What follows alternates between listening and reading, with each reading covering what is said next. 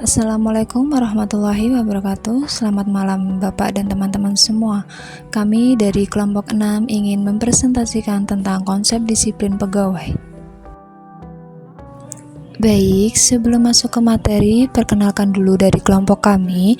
Yang pertama ada Dinda Khairunisa, dan yang kedua ada Eka Ayu Kumalasari, dan ketiga ada Tri Kasana Ulfa, dan yang terakhir ada Alia Rifani Nurhaliza. Baik, di sini kami akan membahas beberapa konsep disiplin pegawai, yang mana yang pertama tentang pengertian dari konsep disiplin pegawai, kedua apa pentingnya disiplin pegawai, dan ketiga ada faktor disiplin kerja, keempat ada pelaksanaan disiplin kerja, kelima ada hubungan disiplin dengan produktivitas, dan yang terakhir ada peran lembaga konseling. Baik, selanjutnya pembahasan yang pertama tentang pengertian dari konsep disiplin kerja. Di sini ada dua pendapat ahli. Yang pertama ada Singodimedjo tahun 2002 mengatakan bahwasannya disiplin adalah sikap, kesediaan, dan kerelaan seseorang untuk mematuhi dan mentaati norma-norma peraturan yang berlaku di sekitarnya. Dan yang kedua, menurut Hasibuan tahun 2002 mengatakan bahwasannya kesadaran dan kesediaan seseorang mentaati semua peraturan yang ada dan norma-norma sosial secara sukarela, mentaati semua peraturan dan pastinya sadar atas tugas dan tanggung jawabnya masing-masing. Baik, selanjutnya pembahasan apa pentingnya disiplin kerja. Ada 4. Yang pertama, keteraturan adalah ciri utama organisasi dan disiplin adalah salah satu metode untuk memelihara keteraturan tersebut. Dan yang kedua ada sebagai alat penggerak karyawan. Ketiga ada dapat mencegah kerusakan atau kehilangan harta benda, mesin, peralatan dan perlengkapan kerja yang disebabkan ketidakhati-hatian. Dan yang terakhir ada dapat mengatasi kesalahan dan keteledoran yang disebabkan karena kurang perhatian dan keterlambatan. Baik, di sini saya Eka Ayu akan membacakan tentang faktor-faktor disiplin kerja. Yang pertama, adanya besar kecilnya pemberian kompensasi. Yang kedua, ada tidaknya keteladanan pimpinan dalam perusahaan. Yang ketiga, ada tidaknya aturan pasti yang dapat dijadikan pegangan. Yang keempat, keberanian pimpinan dalam mengambil tindakan.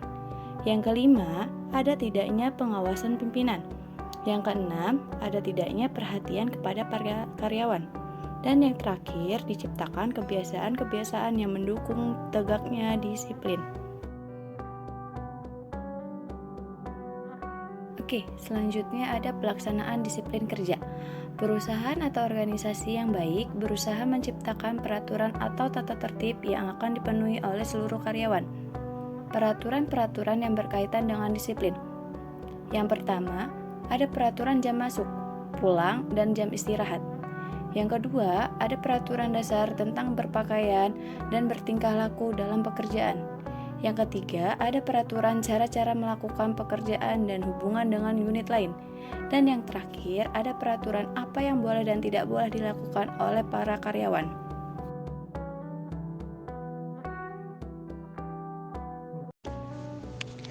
Hubungan disiplin dengan produktivitas. Menurut Yulk dalam Siagian 2002, bahwa disiplin merupakan faktor utama yang mempengaruhi produktivitasnya. Lalu menurut Moenir dalam Tohardi 2002, mengatakan perlu adanya disiplinisasi, yaitu untuk menciptakan keadaan di suatu lingkungan kerja yang tertib, berdaya guna, dan berhasil guna melalui sistem peraturan yang tepat.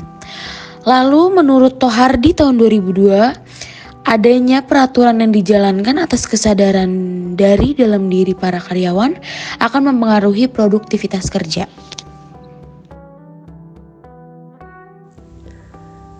Peran lembaga konseling dalam membangun semangat disiplin. Peran lembaga konseling menjadi penting dalam urusan memahami dan mengembalikan karyawan ke arah penegakan disiplin yang diinginkan. Hal ini yang tergantung pada kualitas orang yang mengkonseling, konselor atau psikolog, dan juga keterlibatan orang yang meminta bantuan tersebut, klien. Karenanya, perusahaan-perusahaan tertentu telah memberikan kepercayaan kepada lembaga-lembaga konseling yang dapat memberikan solusi bagi karyawannya. Baik, terima kasih Bapak dan teman-teman sekalian telah menyaksikan video presentasi dari kelompok 6 tentang konsep disiplin pegawai. Kurang lebihnya kami dari kelompok 6 mohon maaf dan terima kasih. Wassalamualaikum warahmatullahi wabarakatuh.